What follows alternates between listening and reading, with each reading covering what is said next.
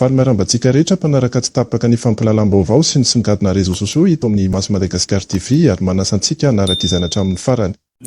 Tamin'ny faha 1 volana marsa teo zany dia nanao signification commandement,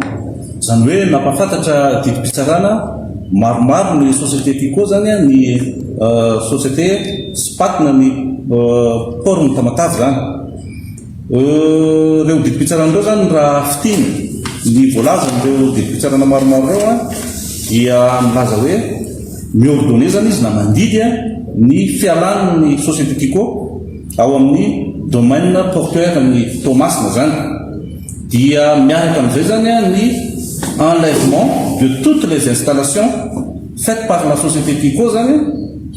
ao amin'ny domaine portuaire ny Tamatavy io, izay à la charge sy aux frais amin'ny société Tico. Mazava tsara zany ny voalaza ny didim-pitsarana io fa hoe miala eo amin'ny société, miala eo amin'ny port ny Tamatavy zany ny société Tico, fa ny fanalana ny installation mariako fa misy dikany lehibe izay hoe fanalana ny installation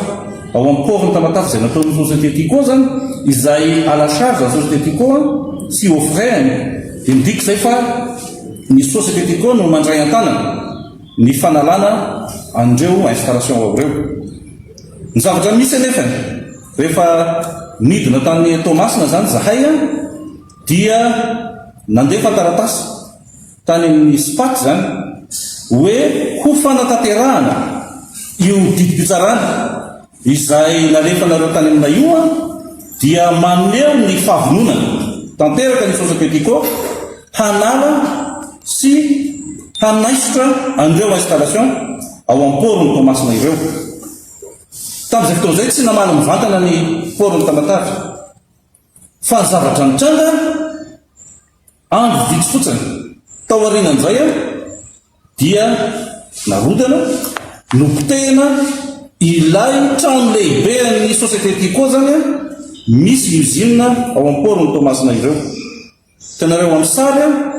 izay avoakana eo ny fanapotehina izay nitranga. Tiako marena fa io didim-pitsarana io dia tsy mandidy mihitsy ny démolition na ny destruction, zany hoe fanapotehina na fanjavana anio trano lehibe immeuble de 6 étages io, kanefa dia niroso tamin'izay zany ny port ny Tomasina.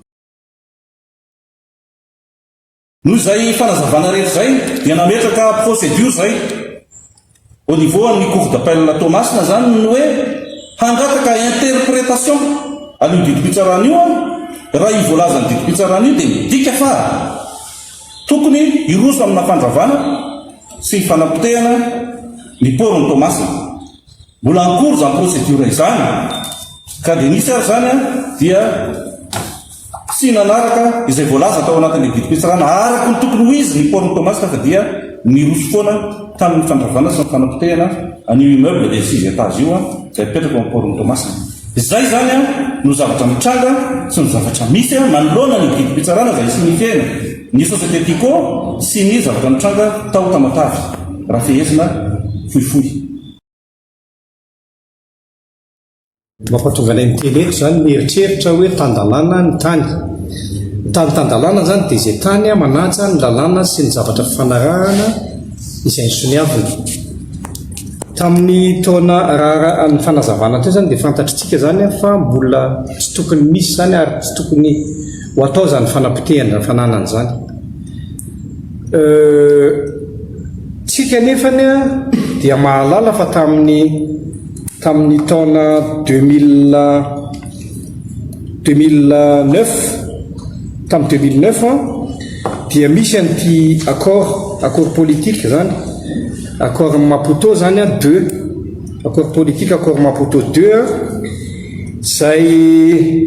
milaza mazava zany eo amin'ny article 5. Iny article 5 azonareo raisiny eo ambany eo, milaza mazava tsara ny article 5 zany fa les autorités de la transition prennent l'engagement de veiller à la protection de la famille et des biens du président Ravalomanana. Dia nanao sonian'izany ny président anakiefatra tamin'izay fotoan'izay a tazako ato aneny président Zafialipera Marc Ravalomanana